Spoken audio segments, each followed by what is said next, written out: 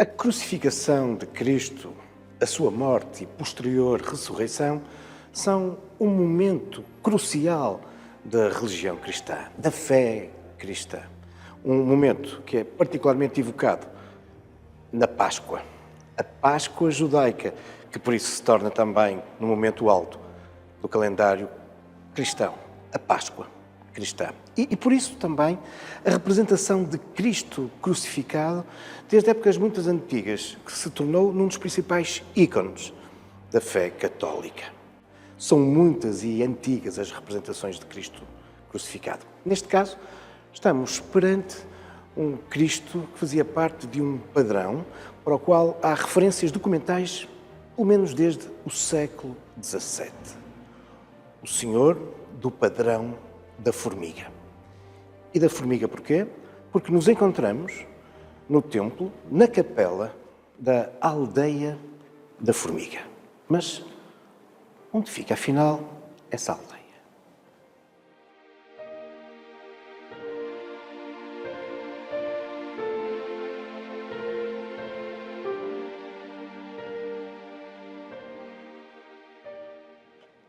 Sim, a Capela da Senhora da Saúde, a bem tripeira Capela da Senhora da Saúde, localizada aqui a escassas centenas de metros da estação ferroviária de Campanhã, localizada no antigo lugar, na antiga aldeia da Formiga. Os topónimos ainda aí estão. E localizada também junto daquela que durante décadas, séculos, foi uma das vias estruturantes no acesso e na saída da cidade. Aquela que hoje conhecemos como a Rua do Heroísmo, mas juntamente com a Avenida Rodrigues de Freitas, constituem aquela que foi uma das principais estradas de saída e de acesso ao Porto. Mas vamos então até ao outro extremo deste eixo.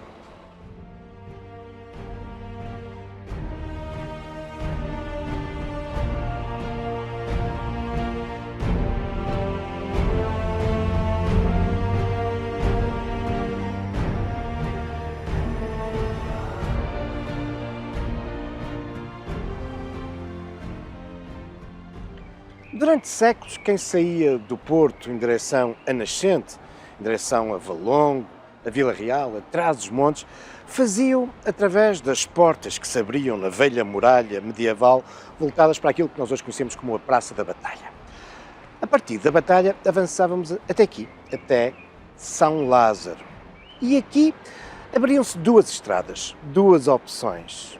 Uma que avançava através do que é hoje o Bonfim, São Roque, da Lameira, em direção a Valongo e Penafiel, e era conhecida como a Estrada do Pão. E porquê? Porque era por aí que diariamente chegavam muitas das padeiras, também trazendo biscoito de Valongo.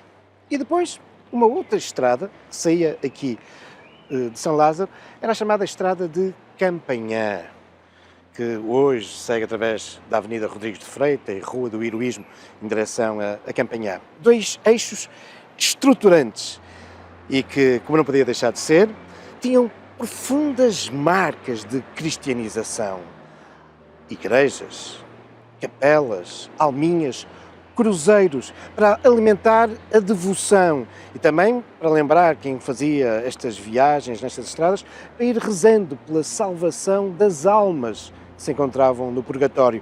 E tinham também uma outra função muito prática, a de afastar o demo, o demónio que poderia aparecer a quem fazia estas estradas e poderia ser tentado a desviar-se do bom caminho. Sim, existem várias igrejas e capelinhas, algumas delas caíram quase no esquecimento, aqui, nas margens, nas beiras destas estradas. Vamos conhecer algumas.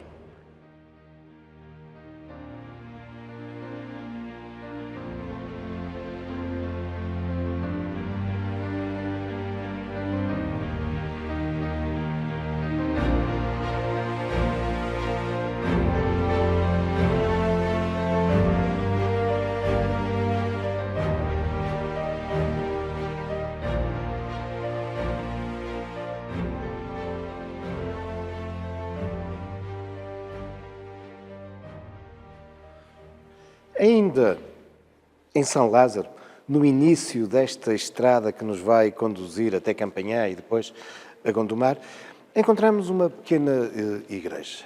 Pequena no seu tamanho, mas enorme no seu valor histórico e patrimonial. Estamos perante uma igreja claramente barroca e que nos apresenta um dos mais belos retábulos na sua capela-mor existente na cidade. A igreja de Nossa Senhora da Esperança. E está, como não poderia deixar de ser, associado ao extenso edifício do Colégio Nossa Senhora da Esperança, que, em boa verdade, é inaugurado em 1731 como o recolhimento das meninas órfãs da cidade do Porto. Enfim, um legado deixado por um religioso que vem permitir, nesses inícios do século XVIII, que surja na cidade, à semelhança do que já existia relativamente ao recolhimento dos órfãos, agora também uma instituição que recolhesse as meninas desamparadas. E, pouco tempo depois, dá início, neste complexo, a construção desta igreja, que em 1763 está concluída. É, de facto, uma peça brilhante do ponto de vista do barroco. Alguns investigadores admitem a possibilidade de estar associado a Nasoni, ou, se não é, do arquiteto, é seguramente de alguém que trabalhou com ele ou nele se influenciou, dado aqui uma série de características muito nasonianas.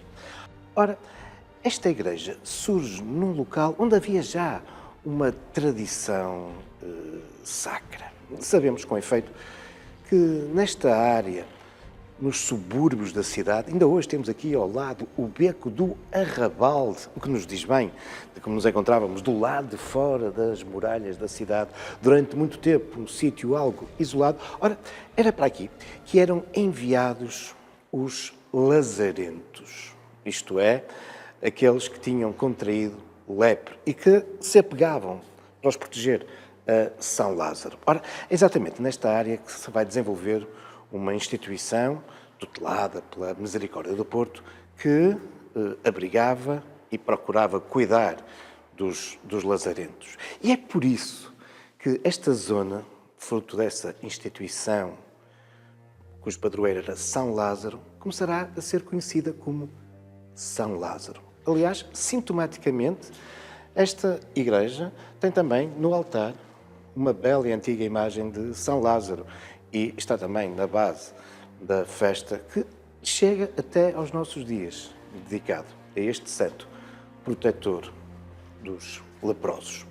Pois bem, estamos no início da estrada para Campanhã e ao longo do percurso vamos encontrar outras capelas e cruzeiros.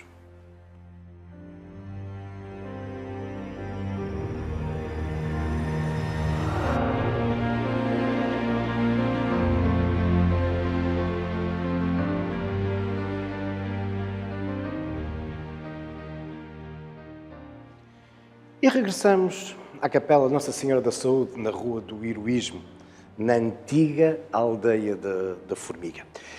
E Rua do Heroísmo evoca os acontecimentos que aqui tiveram lugar no dia 29 de setembro de 1832. Um ato de grande heroísmo de um punhado de oficiais liberais que, sozinhos, enfrentam uma grande ofensiva militar das tropas fiéis a Dom Miguel, os absolutistas, durante o famoso cerco do Porto, que opôs os liberais de Dom Pedro IV aos absolutistas de Dom Miguel. E sim, aqui, neste lugar, houve um ato de grande heroísmo e, por isso, o nome da rua, também aqui, neste lugar, da antiga aldeia da Formiga, que sabemos que em 1789 tinha 59 habitantes.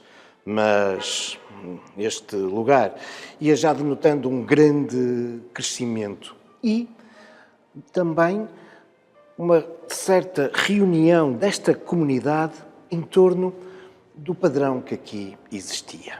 O senhor do padrão da Formiga era uma referência absoluta para a comunidade e aqui se terá desenvolvido um pequeno telheirozinho, enfim, o embrião de uma capela que sabemos que, no seu aspecto atual, começa a ter origem a partir de 1810.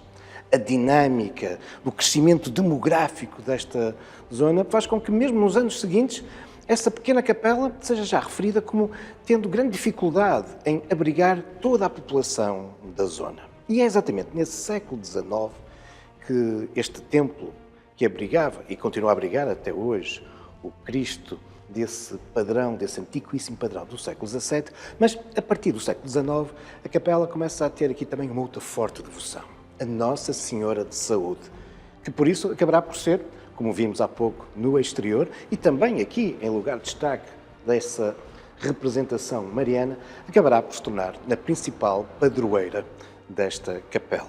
Embora, ao longo do século XX, se registrem também outras importantes devoções, como é o caso de Santa Luzia e também a Santo António. E, a propósito de Santo António, vamos até aqui, nas proximidades, a uma outra capela, uma pequenina capela.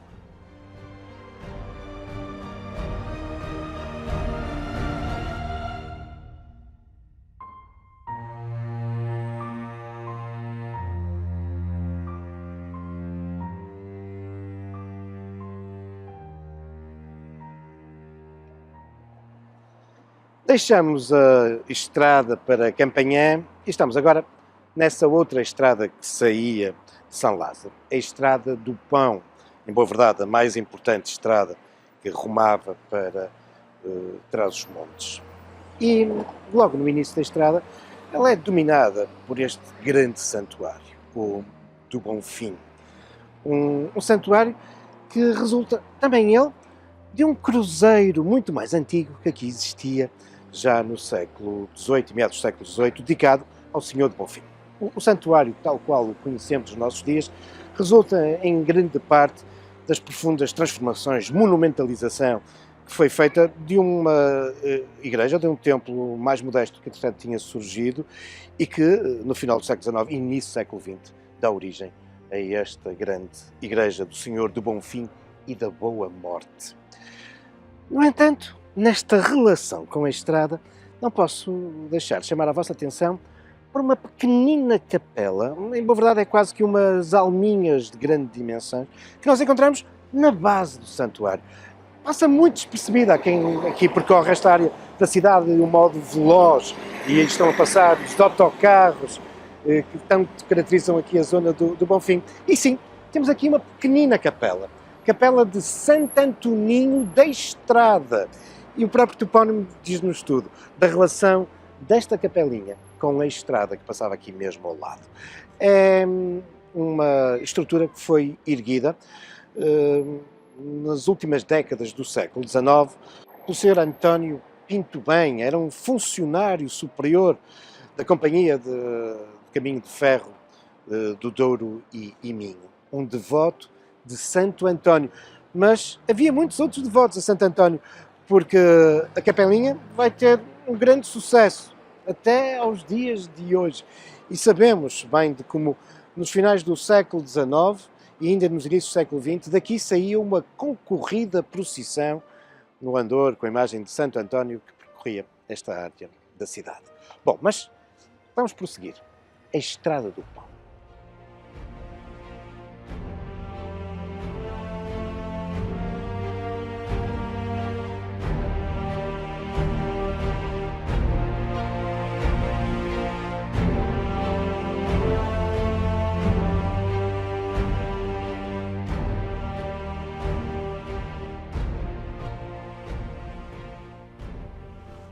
Prosseguindo por esta Estrada do Pão, esta estrada que saía do Porto em direção a Valongo e a Trás-os-Montes, encontramos agora em São Roque da Lameira, na sua icónica capela. E, como podem observar, também aqui a popularidade, a devoção a Santo António é evidente e muito antiga. Aliás, sabemos que em meados do século XIX, a confraria que zelava por esta capela era exatamente a confraria de Santo António de São Roque da Lameira. Uma capela que nos vai surgir em 1737 em resultado da ação de um ermitão, Francisco João, muito devoto de São Roque. Mas Em rigor, neste local existia já uma ermidazinha, bem mais antiga, dedicada a Nossa Senhora da Ajuda. Até hoje, a imagem de Nossa Senhora da Ajuda permanece em destaque aqui no interior da capela. Mas é sem dúvida a imagem do padroeiro, aquela que é mais imponente. São Roque, um santo que, segundo a sua hagiografia, a biografia do santo, remonta ao século XIV. Um homem com formação na área da saúde. Em algumas versões da sua lenda diz mesmo que ele era médico. Um homem francês, muito rico, e que abdica de toda a sua riqueza, distribui pelos pobres e vai peregrinar em direção a Roma. Aqui, na Península Ibérica, as imagens de São Roque, sendo ele um peregrino, aparecem-nos muitas vezes com as vestes de peregrino para Santiago. Aliás, muitas vezes até se confunde a imagem de São Roque com a de Santiago. Há, no entanto, aqui alguns elementos na iconografia, na representação do santo, que distingue bem São Roque de Santiago. E o elemento mais importante é este cãozinho que se encontra aos seus pés. Ora, mas o que faz aqui este cão? Bom, São Roque, durante a sua longa peregrinação até Roma, demorada porque, tendo ele conhecimentos na área da medicina, e estando nós no século XIV, o terrível século da peste negra, a sua caminhada como devoto a Roma vai-se atrasando porque ele vai prestando auxílio pelas várias povoações por onde passa e que se encontravam contaminadas pela peste negra. Já no regresso, ele próprio acabará por contrair a peste. E por isso é que nas representações vemos muitas vezes mostrando as manchas negras e de feridas de ter contraído a peste. Consciente de que, estando em contacto com outras pessoas, poderia contribuir para contagiá-las, opta por se isolar, ir morrer para o meio de um bosque. Acabará por não morrer, sobrevive à peste negra e muito graças a um cão de um padeiro que todos os dias lhe leva na boca o alimento com que ele vai sobrevivendo, com que se vai alimentando ao mesmo tempo que vence a doença. São Roque, que a partir do século XVI, em Portugal, vai ter uma fortíssima devoção como um santo protetor das doenças e particularmente nesses momentos pestíferos em que as localidades são afetadas. E muitas vezes estas devoções a São Roque materializam-se em capelas junto das estradas, próximo da entrada dos povoados, como que São Roque velando, zelando e protegendo as povoações da chegada da peste. E não admira por isso que este ermitão tenha recolhido o dinheiro para erguer aqui a entrada da cidade, junto desta estrada para Trás-os-Montes, tenha aqui estrategicamente colocado esta capela dedicada a São Roque. Uma capela que, entretanto, ao longo dos séculos foi sofrendo várias intervenções e até mudanças também nas suas devoções. Começa com essa ermida dedicada a Nossa Senhora da Ajuda, transforma-se depois num templo consagrado a São Roque, acolherá essa devoção a Santo António e já no século XX será a imagem de Nossa Senhora de Fátima, que de alguma forma torna de novo neste templo uma referência à devoção mariana.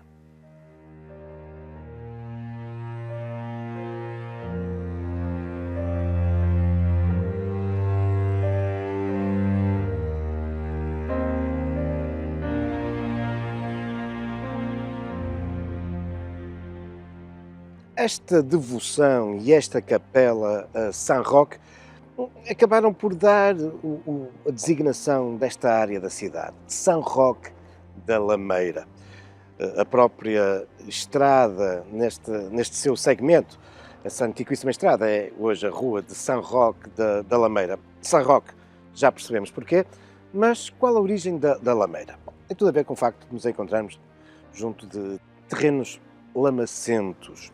Era o Lameiro de Cima, a Quinta da Lameira. Aliás, encontramos exatamente nessa antiquíssima quinta já referenciada no século XVIII e que depois, ao longo do século XIX e XX, ficará associado a importantes famílias burguesas do Porto, nomeadamente ligados aos negócios do vinho do Porto, caso da família Ramos Pinto e os Calen. E é exatamente a descendentes dessas famílias que a Câmara Municipal do Porto acabará, já nos anos 70 do século XX, por adquirir esta quinta. E em parte dela instalará um parque, inaugurado em 1979, um parque com várias valências, belíssimo, é bem icónico, por exemplo, o seu labirinto. E é aqui que encontramos também uma capela.